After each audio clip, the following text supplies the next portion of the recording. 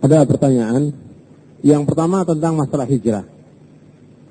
Tentang masalah hijrah ini ada sementara orang berpendapat bahwa hijrah itu cuma sekali. Hijrah yang sekali itu dari Makkah ke Madinah. Jadi memang ada hadisnya sahih. Diriwayatkan oleh Imam Bukhari. Nabi bersabda, la hijrata ba'dal fathi. Itu sabda Nabi, tidak ada hijrah sesudah Fathu Makkah. Itu hadis sahih riwayat Bukhari. Tidak ada hijrah sesudah Fathu Makkah. Dijelaskan oleh para ulama. Yang dikatakan hijrah tidak ada itu hijrah dari Makkah ke Madinah, sudah tidak lagi. Karena apa? Karena Makkah sudah jadi negeri Islam. Mau hijrah kemana? Makkah negeri Islam. Waktu itu di awal-awal Makkah negeri kafir, Madinah negeri Islam. Setelah Fathu Makkah semua sudah Islam. Madinah, Makkah sudah Islam dan sekitarnya juga sudah Islam. Mau hijrah kemana? Yang dari luar berarti hijrah ke Makkah. Sedangkan Nabi mengatakan la hijrata ba'dal fathi. Tidak ada hijrah sudah Fathu Makkah. Itu maksudnya hijrah dari Makkah ke Madinah. Jadi hijrah dari Makkah ke Madinah itu yang tidak ada. Karena sudah di negeri Islam. Adapun hijrah dari negeri kafir ke negeri Islam tetap ada. Karena apa? Beberapa hadis. Sabda Nabi ini di antaranya la tanqati al-hijratu hatta tanqati at-taubah wa la tanqati at-taubatu hatta tatlu'a asy-syamsu min maghribiha. Jadi seorang ustaz atau seorang ulama atau penceramah ketika dia membahas soal hijrah, dia harus lihat dalil-dalil dari ayat maupun hadis tentang hijrah. Jadi bukan sekedar membawakan satu hadis yang diriwayatkan oleh Bukhari tanpa melihat hadis yang lain. Hadis ini sahih. Dan ada beberapa hadis lagi yang sahih menunjukkan bahwa hijrah itu tetap ada sampai hari kiamat. Ma'ku tidak adu. Kemudian yang kedua yang perlu kita ingat lagi bahwa hijrah ini, hijrah Nabi dari Mekah ke Madinah, hijrah dari Mekah ke Madinah itu penuh dengan pengorbanan.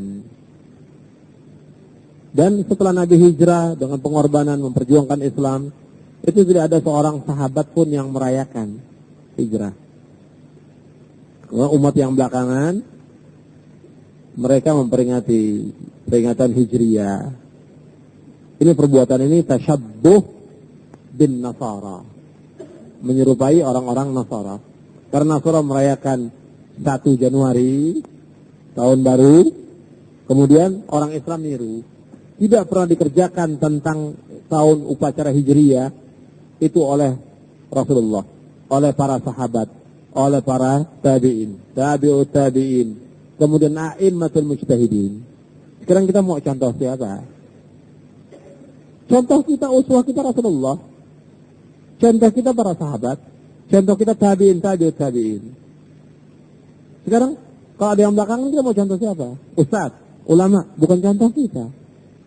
Mereka khairul ummah, mereka khairul qurun, generasi yang terbaik. Mereka khairun nas, sebaik-baik manusia kata Rasulullah. Kenapa kita tidak tiru mereka? Jadi upacara atau peringatan yang demikian itu tidak benar. Kemudian juga isinya kadang-kadang dengan hijrah kita membangkitkan umat. Dari mana bangkitnya? Nggak pernah ceramah soal tauhid, tidak mengingatkan umat tentang syirik. Dari mana bangkitnya? Tidak akan bangkit. Umat ini tetap mengalami zalil kata Rasulullah, hatta tarji'u ila dinikum kata Rasulullah. Sampai kalian kembali kepada agama kalian. Agama yang mana? Agama Islam yang dipahami oleh para sahabat, para salafus saleh. Bukan Islam yang dipahami oleh orang sekarang. Pahami seperti sahabat, dari Islam mengalami izzah. Seperti kata Umar bin Khattab, nahnu qaumun a'azzanallahu bil Islam wa mata nabtagil izzata bi ghairihi azallana Allah.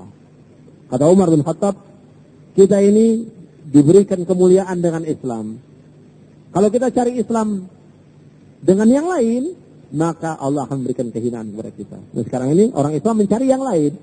Bukan mencari Islam dari sumbernya Al-Quran dan Sunnah menurut pemahaman para salafus saleh. Bukan. Mencari yang lain. Makanya umat ini mengalami zalil, mengalami kehinaan. Ada yang kedua apa? Orang yang melakukan kesyirikan, bagaimana mereka haji? Apakah boleh? Sedangkan menurut ayat Al-Quran bahwa orang musyrik, orang kafir tidak boleh masuk Masjidil Haram. Ini pertanyaan yang kedua tadi, bagaimana orang-orang yang berbuat syirik itu masuk Masjidil Haram? Ingat, orang yang berbuat syirik belum tentu orangnya musyrik. Orang yang berbuat kekufuran belum tentu orangnya kafir. Jadi berbuat syirik karena apa dulu dia? Mungkin karena dia jahil, mungkin karena dia terpaksa, atau mungkin karena lingkungannya semuanya itu berbuat demikian, dia tidak tahu. Jadi kita lihat apa sebab apa. Kecuali kalau jelas-jelas dia sudah syirik, mengingkari dan menolak tentang kewajiban itu dan segala macam sampai dia kafir dan tahu umat Islam, maka dia tidak boleh masuk ke Mekah. Karena menurut ayat Al-Quran tidak boleh ada orang musyrik di tanah Arab. Di Mekah dan Madinah tidak boleh ada orang musyrik masuk. Jadi tanah haram itu, Mekah dan Madinah, sekitar haram itu tidak boleh orang musyrik masuk atau orang kafir. Tidak boleh. Selama-lamanya. Bagaimana disebutkan dalam Al-Quran dan disebutkan dalam hadis Nabi Sallallahu Alaihi Wasallam. Jadi kalau mereka masuk melakukan haji, ya mereka berbuat syirik, tetapi belum tentu orang yang musyrik. Maka kewajiban kita mengingatkan, memang banyak orang-orang yang berbuat syirik dari berbagai penjuru dunia, mereka melakukan ibadah haji.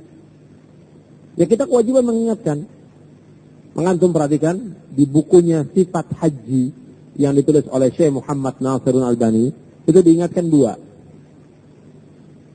Yang pokok diingatkan. Dalam mukadimahnya. Yang pertama, kepada para haji jangan berbuat syirik. Itu yang pertama. Yang kedua, kepada para haji tidak boleh nyukur jenggot. Karena itu maksiat, dosa.